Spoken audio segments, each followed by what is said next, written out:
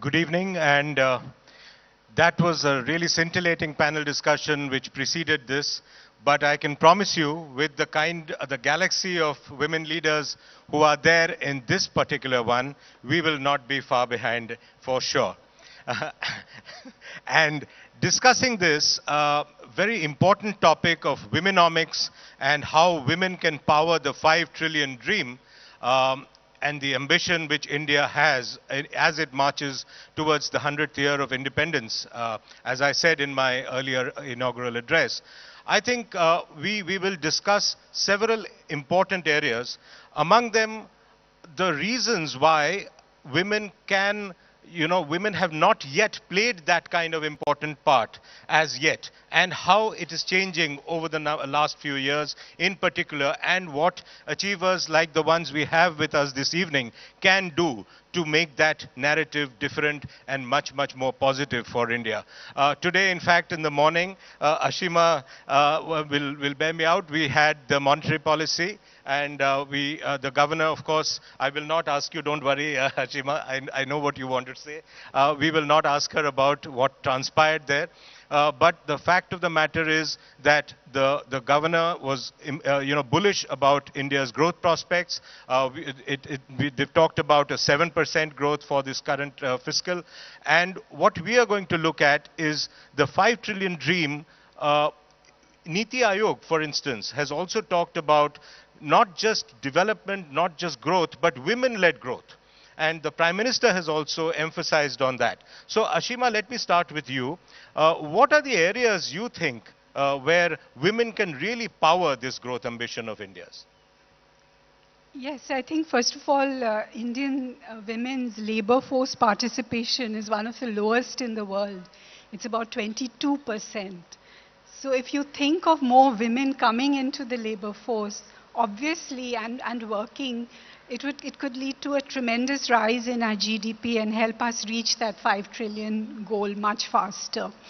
And I think another reason women's possible contribution is in the limelight these days is that the Nobel Prize, went to an economist who had studied women's labor participation in the US, and she postulated this U curve, that initially during the period when manufacturing was dominant in the US, then women's participation went down. As services went up, it really increased. So in India, a lot of our growth, as we saw in the last panel, is coming from women entrepreneurs in the digital economy. And the digital economy, moreover, helps women work from home. We saw that in the COVID pandemic also, which helps them overcome certain restrictions. And the third very important factor, I think, is social belief in women and families supporting their working and what they can do. And here we are seeing a major transformation in India. Because you go into a small city, you will see that Beti Padhao, Beti Bachao, and you see much more families. You have these girls coming from small places who are winning medals in sports, and the realization that women can do, and they need to be educated because you need to have those skills first. So educate them, let them go out, let them work, let them develop in whatever direction, whatever their interests are. And I think that there can be a lot that they can do, and that can raise our GDP. Yeah. Anupriya, in your sector, we do find good women representation. But how do you think overall in the economy, more and more, we talk about women participation needing to be increased much beyond what there is to power this growth. What do you think needs to be done? Where is it really not happening? What is the story, and how do you think we can power that? I'll just set a context and add to what Ashima said, and then I'll come to our industry. So it is true that participation of women in the Indian workforce is extremely low if you compare. We are today the 5th largest economy, hoping to go to 3rd largest. But if we compare ourselves to any of the top economies, be it US, UK, Japan, China, Germany, the fact of the matter is that we are way behind in terms of women participation, and she mentioned it was 22%. One of the things that, one of the positive developments which has happened in recent times is that the total fertility rate has come down. So it stands at about 2.1 now. Some decades back, it was like an average woman would have like 6+ children, or at least so the statistics said. Now that's a very good indicator that possibly, and also the ratio of dependence has come down. So that's a great place that we are in at this point, and there's a lot of potential. That being said, it doesn't linearly convert into, the opportunity does not convert directly into women joining the workforce.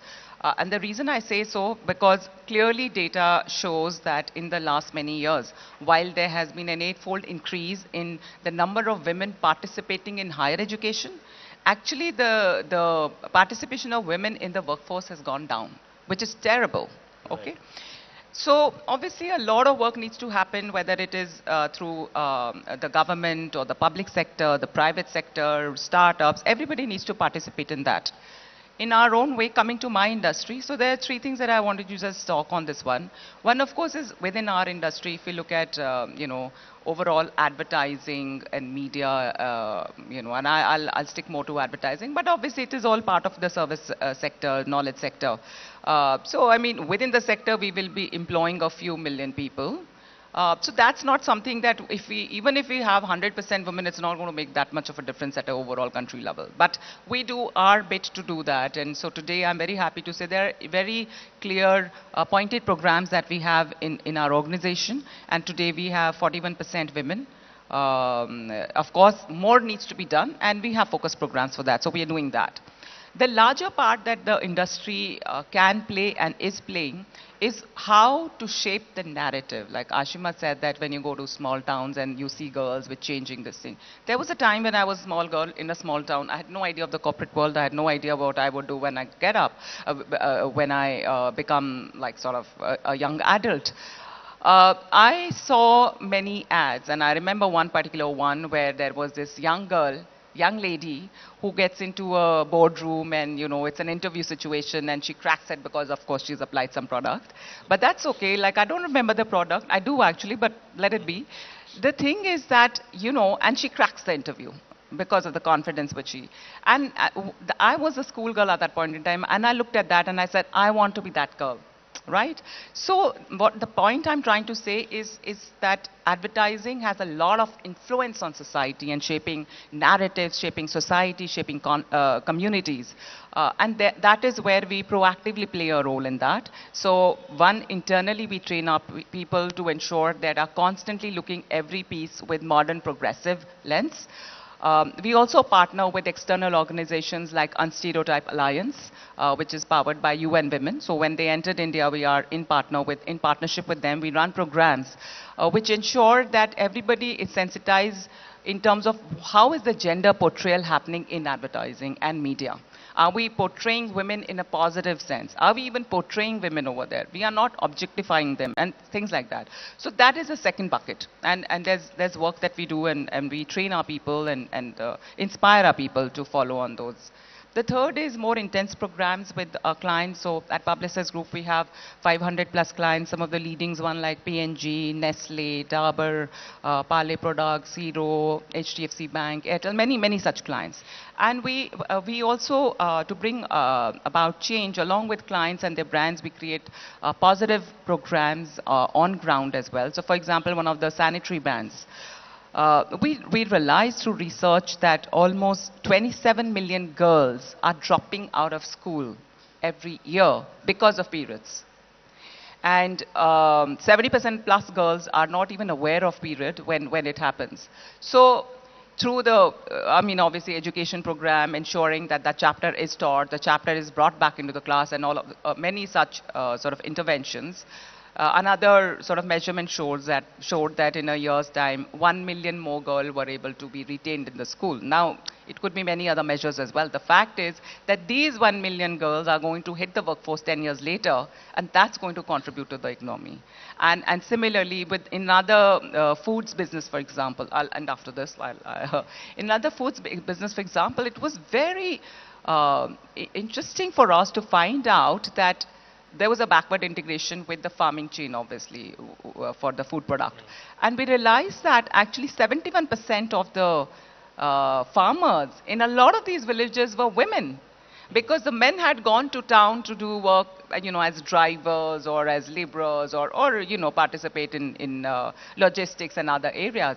And so it is a women workforce, which are 71% is being driven by women. So now we are partnering over there. They don't have the same rights as farmers because they are like tracked as farmers' wives and doing some work in that. So increasingly, we are working with our clients as well to ensure that we are able to make our small difference to get women to participate in the economy. Radhika, let me come to you. I mean, a lot of young women who look at making careers, whether it is in finance or everywhere. I mean, they look up to people like you. Startups, which India is talking about, a lot of startups. It's now the third largest startup ecosystem in the world.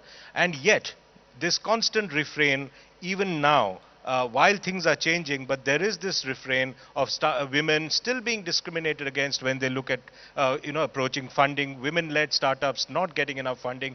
And that, is another important engine of growth. Talking about the 5 trillion ambition, if you do not have women-led startups literally taking a lot of the, the load of taking that the economy forward, how does that work? How do you see this?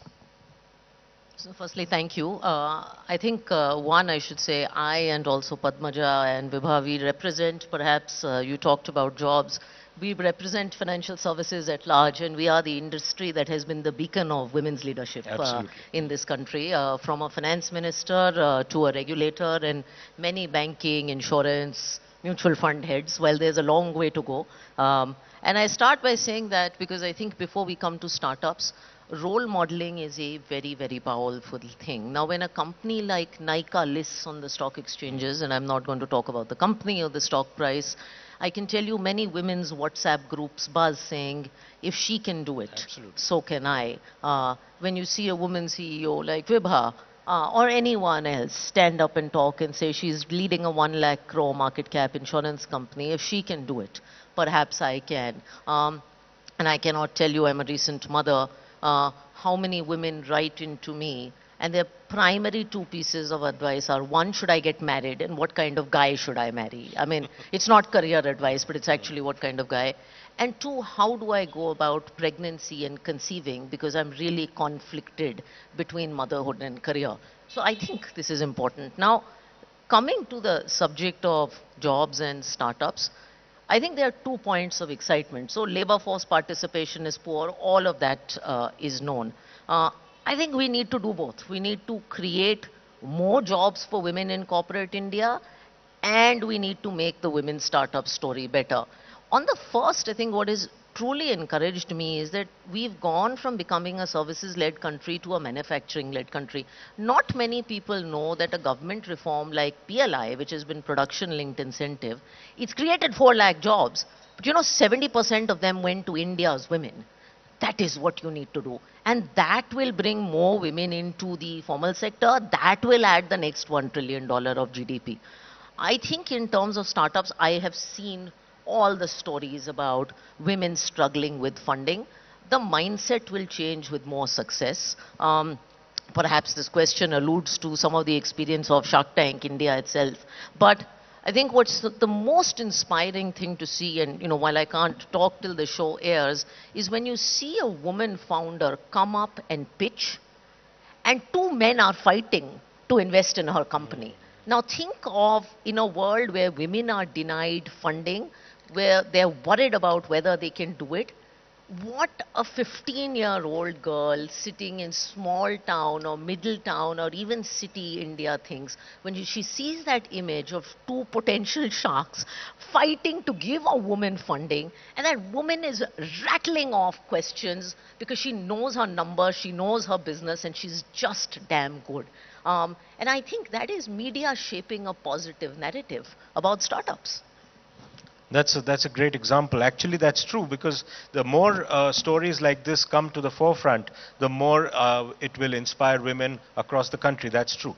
Padmaja, let me come to you. You see, last few years, 3 or 4 years, there's been a huge number of new investors coming into the market. Now, what is the kind of trend you're seeing as far as women investors are concerned? Because even now, the proportion of women who are actually able to invest a large part of their savings is quite low. How do you see that playing out, and do you think that from savings to investment, that story will actually play out and power the growth story itself? Thank you very much. I think Radhika would bear me out when we count the number of women who have joined the mutual fund stream in the last 2-3 years.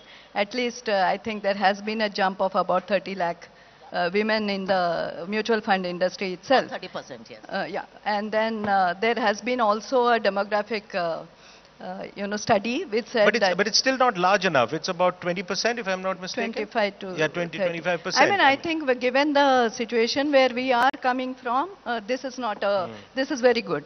And if it feeds into a situation or a scenario where women, when we say women are working or women are investing, we still have at the back of the mind the impression that actual decisions are being taken by the men in the house. I hope and I think, I trust that this is not the case today. If we say 25% increase, that 25% are really people, the women who decide for themselves, who can take risk by themselves, who are aware of the implications of what they are doing, and living life on their terms. So this is what the younger generation represents, which also was discussed in the earlier panel. That said, I think there is still a lot more to do, especially in creating awareness about financial services, and also the risks and the responsibilities that they should take about. I think both in the capital markets and also in the banking sector, there has been a lot of investment into creating awareness about these services and what are the safeguards that have to be done, whether it is the SEBI or RBI or even all the regulated entities. So there is a lot being done, and not just in the urban areas. I think it is spreading to it is done in the rural areas, in the tier 2, tier 3. And we ourselves from NSDL, we carry out both online and offline investor awareness programs. And I'm proud to say that we have conducted specific investor awareness programs for women groups, whether it is housewives, whether it is transgenders, women or men, whatever. And then we have also done it for the street, hawkers and the self-help group women. This is because saving is considered the only way to, put away money for the future. But investing, which actually multiplies that saving with a good return, that I think is a good way forward. This should also come with other changes in the society, other changes in our mindset. And especially at a senior level, people like us who are, today sitting on this dais, I think it's a great responsibility that wherever we have women, whether as our employees or seniors, I think at home, we need to look out for them and actually give them that confidence boost.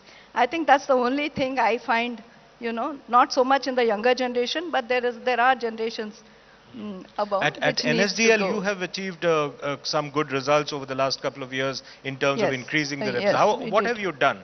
How has that happened? I think that specific, we don't just go and do it directly, because mostly it is done through the depository participants, which we call. We coordinate with them. We go around.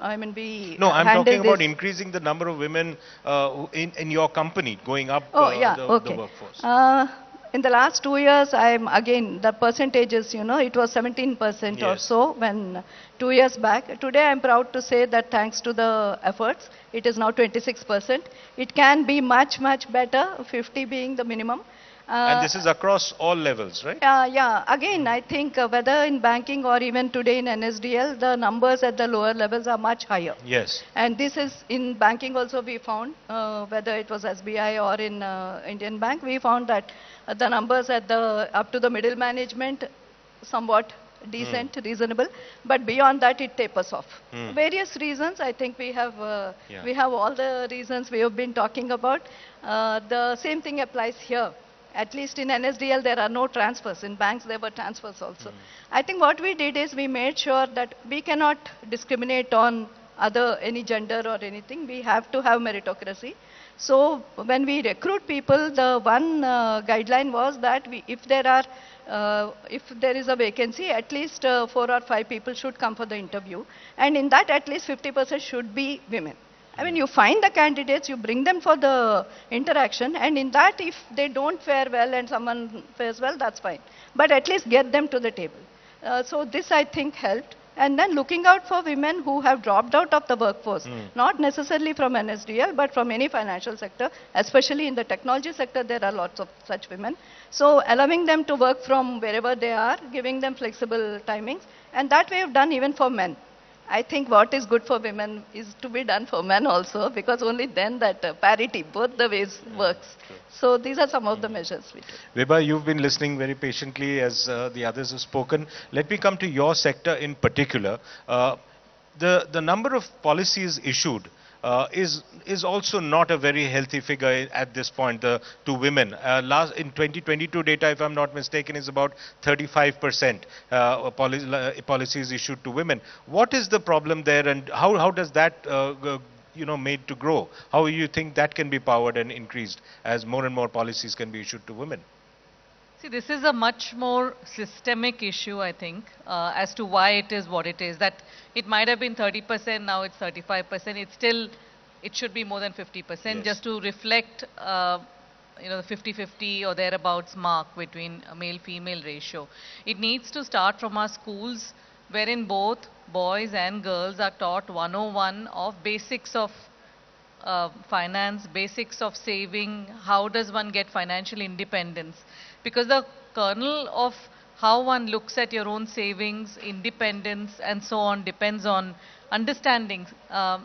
Women and men, but more so women, have woefully little understanding of basic concepts of how much do I need, where do I invest. It's you transfer from your father, who is a male, to your husband, right? And it's just almost like the decision-making transfers. What Padmaja mentioned here, anecdotally, when we call women this 35%, usually the decision, unfortunately, is made by some male in the family. The telephone is immediately given to some male. Rarely does the woman take the call or want to engage or give you an appointment. Maybe younger women, maybe millennials, but that's still a fraction. It can grow, but that's not the case that it is today. In fact, I find bottom of the pyramid in a joint liability group, they show a lot more spunk because they need to show that spunk, right? So I think systemically a lot of things have to change, and I'm a strong believer that that financial knowledge, some basic knowledge, has to be made compulsory in school. Or even voluntary, but make it available. We have to begin somewhere. The other part is the entire infrastructure. When you speak with people from Delhi, ladies from Delhi today, even now say that I cannot come back by public transport back home, especially after dark. So how do you expect women to really enter the workforce shoulder to shoulder with a man if basic infrastructure still is a problem? So if you're dependent on a man, then to some extent you're also dependent, full stop, as against truly independent. So Mumbai might be different, but a lot of other places are what they are. So I think there's an ecosystem that needs to undergo change. There's nothing wrong with the raw material, as you can see in this room. But women, despite all of those handicaps, still succeed, especially in smaller towns, especially bottom of the pyramid. How do we educate our sons to respect women, to have equal opportunity, to be proud of the fact that your better half is is doing what they're doing? In fact, as we speak today at HDFC Life and our, all our branches, we have your Bring Your Mother-in-Law to Work Day this entire week. Right? So that the mothers-in-law see what their daughters-in-law. Of course, parents are also more than welcome because they're someone's mother-in-law, someone's parent. But doing some of this to see how, what is your daughter-in-law doing? How does she add value? How is she recognized in this workplace? And a little, thank you kind of a program for them at grassroots level. So a lot of things need to be done, but raw material is absolutely fine. We are running to the end of our time here. We just wanted to get a sense from the panel, very quickly, 30 seconds each. If I mean, to all the women out there who are listening to achievers like yourselves on this panel, if you were to give one piece of advice, and I'll start with you, Vibha, what would be the piece of advice you would give to a young, aspiring, like Anupriya said, 15-year-old woman, girl listening to all you achievers and wanting to make a career out there? I would say pace what you want. You can have it all. If you want everything at the same time, might be difficult. But most of us here can have it all. You can have a family, you can have a career, not just all at the same time. So be patient, pick the battles you want to fight. That's what I would say. Padmaja? So a small variation of the same thing. Take one step at a time. Don't look at the long picture and get scared seeing what all hurdles can come up. And don't give up before it is time to, before it is absolutely necessary to give up. Because in anticipation of trouble, we give up very quickly. Radhika? I'll change it a little bit. I will say find your sky and learn to fly. Find your sky means truly be ambitious, because I think women struggle a little bit on that ambition meter, and ambition can be different for every one of us sitting in this room. And then also work on yourself and progressively get better and learn to fly, knowing you will fall, stumble, have problems, but know that you have to do it for yourself. So find your sky and then learn to fly. And then more and more sharks will be fighting for a piece of your venture. Yes. Anupriya? Well, from my life lesson is nothing ventured, nothing gained. And it is extremely important to have curiosity at the core of everything. Coming from a small town, as I said, I didn't know what the world could be. But curiosity has brought me here. And I think a lot of that also means for women raising their hands, looking at opportunities, managing risks, getting to risk, not be too overly concerned about, what could lie around the corner. In fact, they should be looking at what is around the corner. And that, I think, has helped me, and I'm pretty sure that can help. So nothing ventured, nothing gained. Last word from you, Ashima. I would say, I would advise young women especially to really go and do something you are interested in apart from your family. Because as you learn, you develop, your interests grow, your life unfolds in rich, unimaginable ways. And your family benefits from it, because I have seen senior women in my family who gave up their careers, who were professionals, and as they grew older, they became bitter, over-possessive about the family. So your family benefits, and you grow, you learn, you develop, your life unfolds in rich ways. Thank you. So wonderful pieces of advice from these 5 achievers, and this wonderful session ends. Thank you very much, That's the best thing I learned. We're doing this mother-in-law at work there. I think it's a fantastic idea. Yes, that's a good idea. I get my daughter-in-law to this function. Thank you very much, and a big round of applause for this wonderful panel. Thank you. Thank you, Saurav, for that lovely discussion. Ladies, may I please request you to wait on stage as we are joined by Alok Nair, COO Business Today, to express a token of our gratitude to our panelists, all thanks to our gifting partner, Tata Tanera.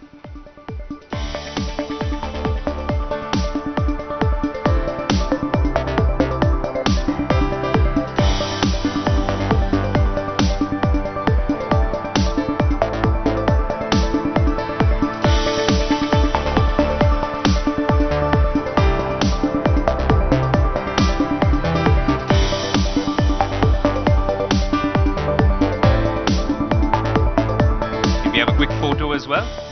A quick photo, please.